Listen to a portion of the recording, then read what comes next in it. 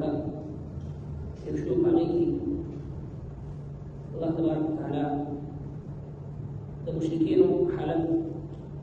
چی پورز دا قیامت دا دیو چی کمزوری کی فکر فرمائی میدان محشر کی چکل دی حاضر کلی شنو دیوا یو بل پیجے خود یو بل مکار شراکی یو بل تبقور چی داوی مور دا داوی زوی دی داوی غور دی خو دیو بل تعاون شفاعت سفارش امداد نشی کولی اللہ تبارک و تعالی فرمائی چی نقصان کی پریوت کا خلق چی کمو دا اللہ تبارک و تعالی دا ایتون انکاری کو تقزیری کو ضرور کرد اس پدیزی کہ اللہ تبارک و تعالی فرمائی چی وَإِمَّا نُرِيَنَّكَ أَوْ كَجَرِمْ أُخَيُّتَا تَبَعْضَ الَّذِي زِنِئَ وَعَذَابُ نَعِدُهُمْ دَدْمُ چی مبادق کری دادی سرا أَوْ نَتَوَفَّيَنَّكَ یا مُتَالَ وفات درلو فَإِلَيْنَا مَرْجِعُهُمْ زمون طرف تدوی واپس رابطت دی ثم اللہ شہید بیا بہنگ شان گواہ دی علی ما یفعلون تاکرون چلی کبھی ولکل امت الرسول او ده هر امت دفارا ده هر امت یو پیغمبر دی فإذا جاء رسولهم نو هر کلنا شدید دی پیغمبر قضی بینهم نو فیصلہ قول شدید ترمت دا بالقسط پا انصاف سرا وهم لا یظلمون او بدوی بہت اس ظلم نشکیری وإما نرينك أو بجرم أخرى تعالى بعض الذين سنئ عذاب نعيدهم جكم بسر وعدك رضا جناب رسول الله صلى الله عليه وسلم تا الله تبارك وتعالى فرمائش اسمه محبوب بيغمبر کچلی مونگا أخرى تعالى بعض عذابنا بدأت خير جكم ددوی بحق لهم فیسرہ رضا او یا چیدے مونگتا توفات درکو او استا انتقال وشي عالم دنیا نا عالم برزخ دا او داغی نباد چیز عذابنا پا دیمانی راشی نو کستا پا جن کی مندویت عذاب ورکو یا ستا دی جن نباد مندویت عذاب ورکو او خلاصہ دادا چی فیلینا مرجعهم زمون طرف تدوی واپس رات دلے مرجع تدوی دا اللہ تبارک و تعالی ذات دی اغتا برافی ثم اللہ شہیدن یا اللہ جل شانو گوادی علا ما یفعلون فاکانو چیزوی کبھی اللہ تبارک و تعالی علیم بذات الصدور دا سینو چکم رازونا دے قدیمانی بکوئی دے اللہ تبارک و تعالی دا ہر سیز دا انسان دا اعمال گواہ دے او بیاد اللہ رب کائنات فرمائے ان ربک لبالمرصاد بے شک ستا رب دا پا گھات کی دی سرنگی چی یو کس پا مرچہ کی ناس بھی گھات لگولی او ذات مخامخ طول خلق باندې طول حالات باندې د نظر دی د پښات الله رب کائنات فرمایي ان ربک لبالمرصاد بشک استا رب د غات باندې ناشتي ګور تاسو ټول دا یو سید الله رب العالمین په حضور کې هم محفوظ کیږي رب کائنات دغه لپاره نظام جوړ کړی او مختلف ذرایع د انسان د اعمالو د کوم کولو لپاره د شمارلو لپاره د حساب او کتاب لپاره د الله رب کائنات قدرتي نظام کار دی ټول نه غټ شهادت او گواه د انسان بدن اعضاء اندامونه دي چې دا اندامونه په شهادت ورکوي دا وجود په گواهی ورکوي دا لاسونه خپل او د جبه دا وګونه او یو عضو یو اندام په شهادت ورکوي د خپل عمل چې کوم په دنیا کې څه کړی ځکه چې د انسان دا یو عضو دا امانت دی د الله تبارک وتعالى هم دې وجه نه خوشي کول حرام دي ځکه چې د انسان د اعضاء د بدن د ذاتی نه دی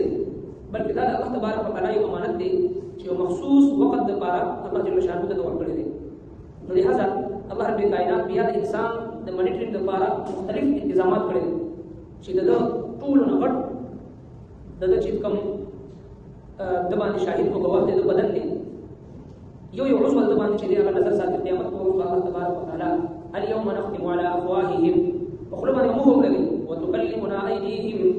تاسو لاسونو ما سره خبرې کوي وتشهد ارجلهم او تاسو په شهادت ورکوي گواہی ورکوي بما كانوا يكسبون دا څه تاسو کړی دي نو چې کله یو عضو خبرې کول شروع کی نو دا انسان باندې ته وایي چې لما شهدتم علينا قالوا لجلودهم لما شهدتم علينا ولو دا موږ ته وایي چې تاسو زموږ خلاف خپل ځان خلاف لې گواہی ورکوي نو دا اندامونه په आवाज راشي انتقنا الله الذي انتق كل شيء موږ له خبر طاقت هغه ذات راکړي چې کوم ذات ټول ته خبر طاقت ورکړي دي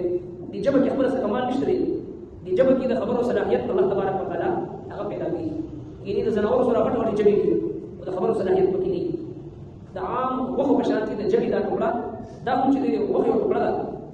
والله رب کائنات باندې د خبرو صلاحیت یې چې دا صلاحیت د مسلمان د پیدا لاړ شي. ځکه الله تبارک وتعالى په انسان باندې شاهد دی، گواه دی، او دا یو اندام دا هم گواه دی په انسان باندې. کرام کاتبین یعلمون ما تفعلون. دو فرشتي خپل طرف ته او بس طرف ته دا مقرر دي، دا فرشتي گواهان دي. دا شان دي حدیث پاک کې راځي یو انسان په حفاظت باندې دی، یو مؤمن په حفاظت باندې 300 فرشتي مامور دي. دا ټول فرشتي دا شاهدین دي، گواهان دي د انسان د نشي او فراز د انسان گردش لیل و نهار چې څومره د مشغولیت او مصروفیت په دې باندې گواهان دي.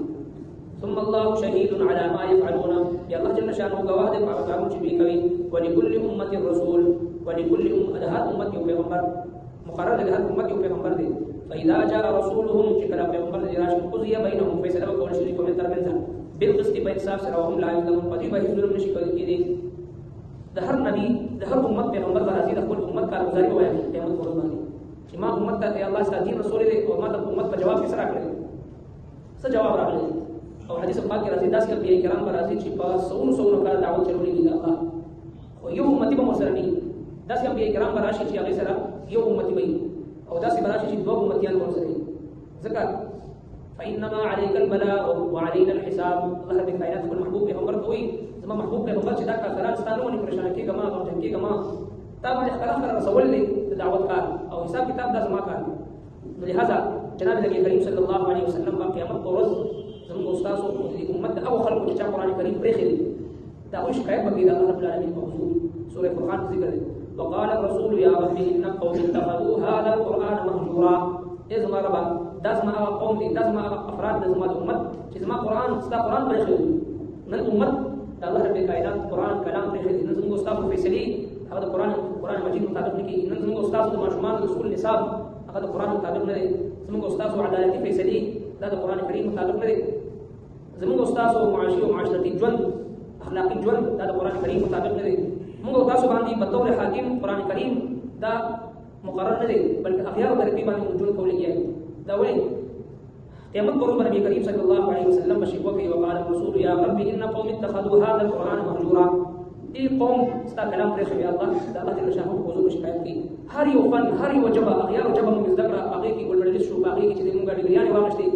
او هر یو جبه باندې په هر یو فن کې موږ مهارت حاصل کړو خو چې موږ پاتې دی د الله کلام پاتې دی قرآن مجید پاتې دی. په 24 غنټو کې یو 10 منټه داسې نشته چې یو مسلمان وخت وباسي روزمره په بنیاد باندې د الله د کلام دعا سلور آیتونو باندې ځان پوهېږي چې په دې کې زما رب ماته څه وایي شپږ زره شپږ آیتونه دي په دې کې یا ایها الذین آمنوا سره رب کائنات د محبت نه د الفت نه ډک خطاب کوي ماته څه وایي. د افسوس مقام دی چې مسلمان دې طرف ته توجه نشته دی. نو چې کله په ورځ د قیامت هر یو پیغمبر د خپل امت سره راشي امتیان خپل پیغمبر سره راشي الله تبارک وتعالى وقضي بينهم بالقسط فانصاف سره به فیصله کوي وهم لا يظلمون. په دې باندې ظلم نشي کولی. ربنا تقبل منا